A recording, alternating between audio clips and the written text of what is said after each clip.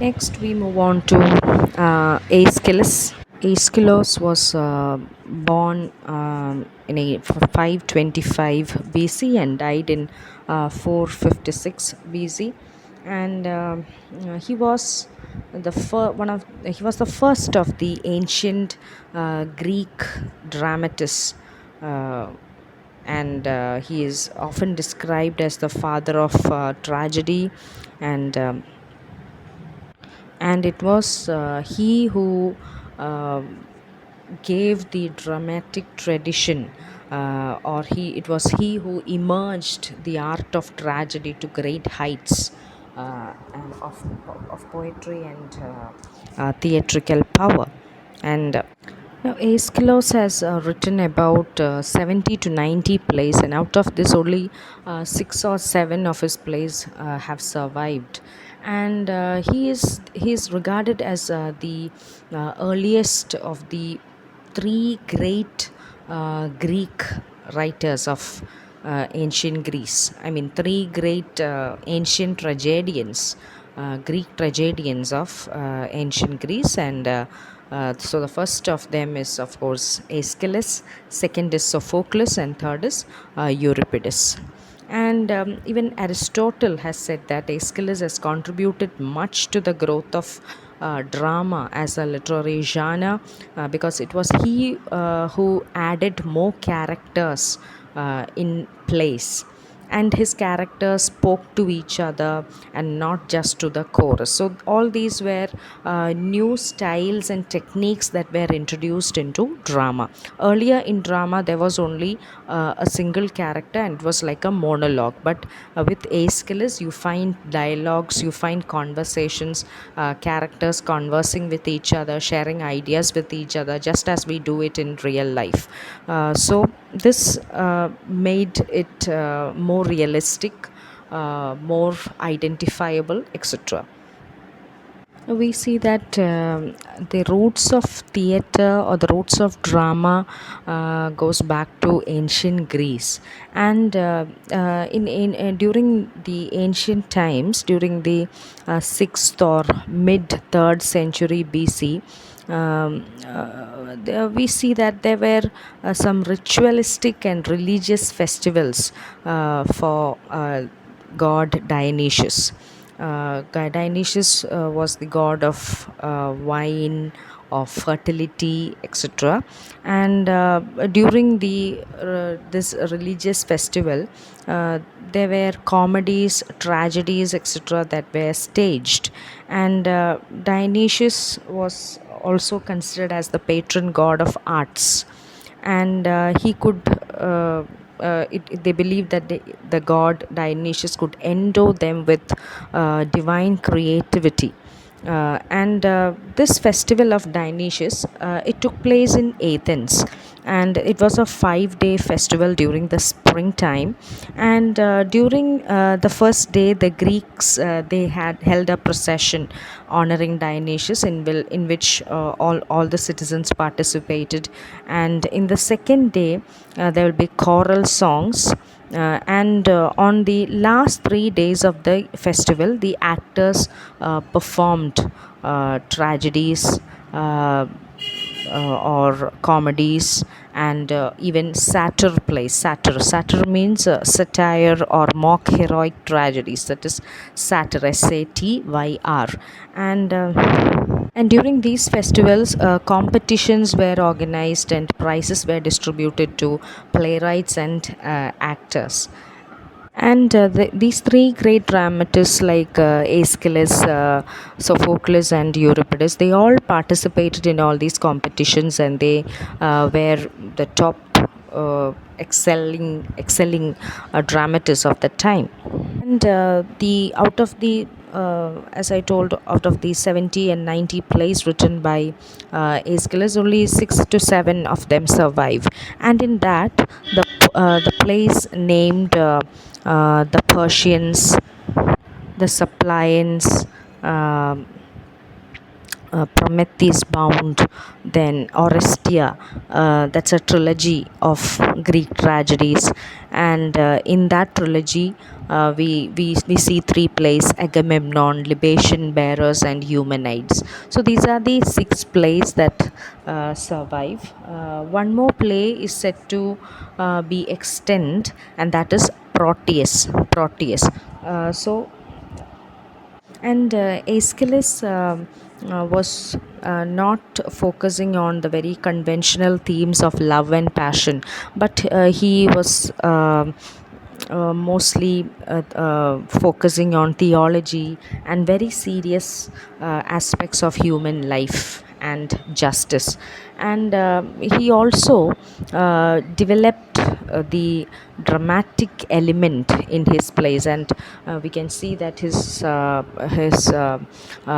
audience were so much engrossed in his plays because they were very passionate or scenes which depict fear, anger, anguish, pity, etc., human emotions at its best. So that is Aeschylus, the first of uh, the trio of the Greek tragedians during the classical times. The second, we move on to Sophocles. Sophocles is the second among the three great dramatists of ancient Greece, and he was younger to Aeschylus and older to Euripides, and he is said to have written almost 123 plays, and again a few of them only survive, around again 6 to 7 of them only survive even now, and of them the most important ones are Oedipus the king, Oedipus at Colonus, Antigone, women of Trachis, Ajax, Electra, Philoctetes, etc. And for over 50 years, Sophocles was the most uh, uh, award winning playwright in the drama competitions that were held during the religious festivals of Dionysius. Out of these 6 or 7 plays that survive even now, 3 of them are considered as Theban plays, and Theban plays because the all these 3 plays deal with the uh, land of Thebes, the events and happenings that happen in that place. The setting is the city of Thebes. That's why it's called Theban place, and all these stories center around the character, the mythological character Oedipus. And the 3 Theban plays are Oedipus the king. Also, it is known as Oedipus Tyrannus, or in Latin, it is known as Oedipus Rex. Okay, so the first in the trilogy, the first among the 3 Theban plays is Oedipus the king. Second is Oedipus at Colonus, and third is Antigone, which is the text prescribed for your study. Now, these 3 plays had been published under a single cover called the Theban Plays, or as a trilogy, and now we need to look at certain characteristics of Sophoclean tragedy because it is based on certain events that already took place and with which the audience is familiar. Audience will be very familiar about what is happening or what happened because all Sophoclean plays deal with an episode that is part and parcel of Greek mythology or Greek legend. Okay, and in this Sophoclean tragedy, one of the most important aspects is that the protagonist will be a person of noble birth and stature. That means the protagonist will always be a person from an aristocratic family. And uh, second important feature is that the protagonist will have some sort of weakness, or what you call in Aristotelian sense, what do you call hamartia, or a tragic flaw. That means the protagonist will have a some weakness in his or her character, and because of that, they become isolated, or they suffer their downfall. Okay, and but at the same time, we also see that just as Aristotle stated that hamartia is a tragic flaw of the character, in Sophoclean tragedy we also see that it is not only the tragic flaw of the character that leads to the downfall, but fate is a predominant role in Sophoclean tragedy. It is the a character's flaw plus the what to say, the fate that triggers the tragedy of the protagonist. And in most of the Sophoclean plays, towards the climax, towards the end, the protagonist realizes that his or her decision uh, could have been averted, could have been changed, or the tragedy could have been averted. This is some self knowledge or understanding that comes to them towards the end of the play. And of course, as Aristotle stated, the audience undergoes a sort of catharsis after experiencing the dilemma or the problems faced by the character.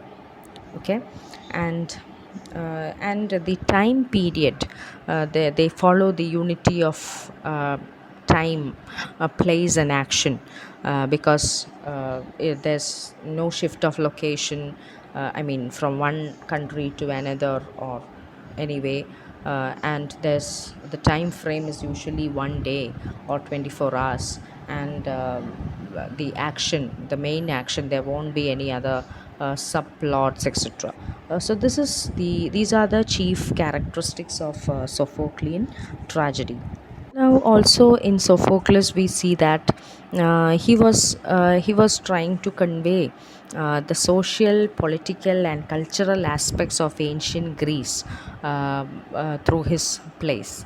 You find reflections of family, society, then politics, religion, etc. All these details are reflected in his work, and as we have said about Virgil or Homer, Sophocles as well as Aeschylus, they have set a tradition in drama as well, which future generations of writers followed.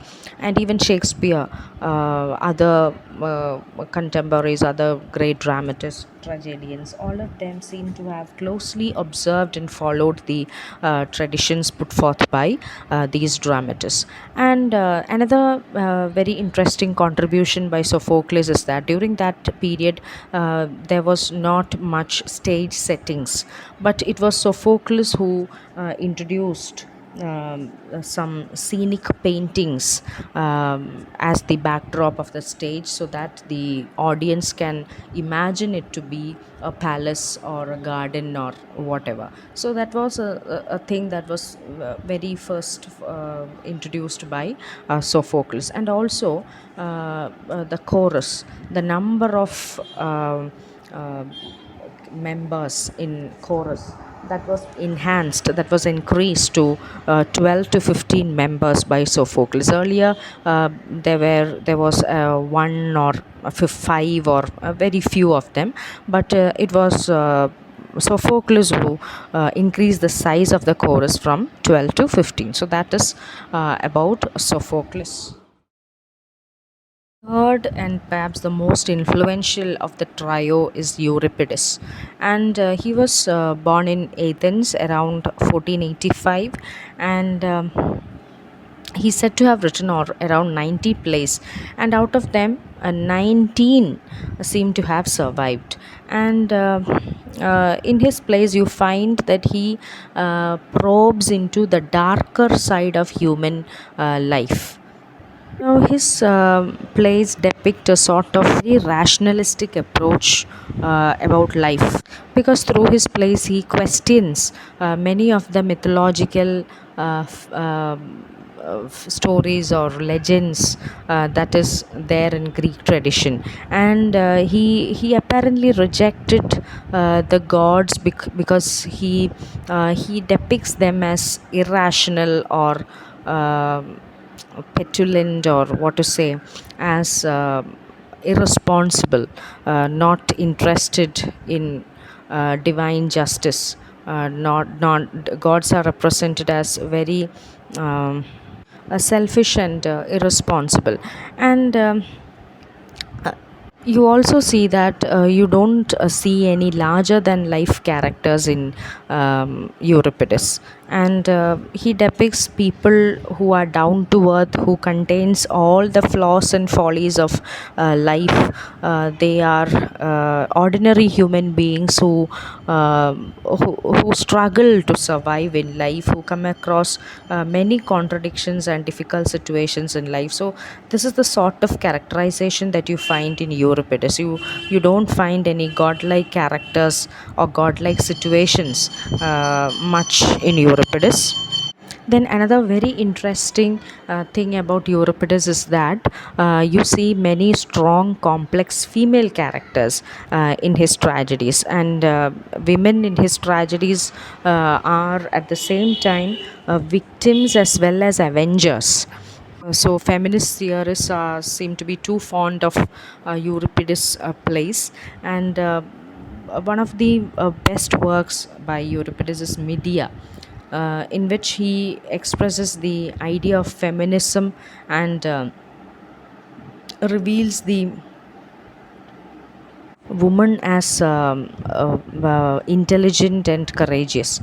And but on the other hand, the men in Medea are represented as weak and feeble minded. Okay, because in Medea, the title character, when she realizes that her husband has been cheating on her, and that he uh, and then in this play, Medea, you find this woman even going to the extent of killing her own children and her husband's lover in order to revenge on her unfaithful husband. Like that, you find very strong and daring female characters in Euripides.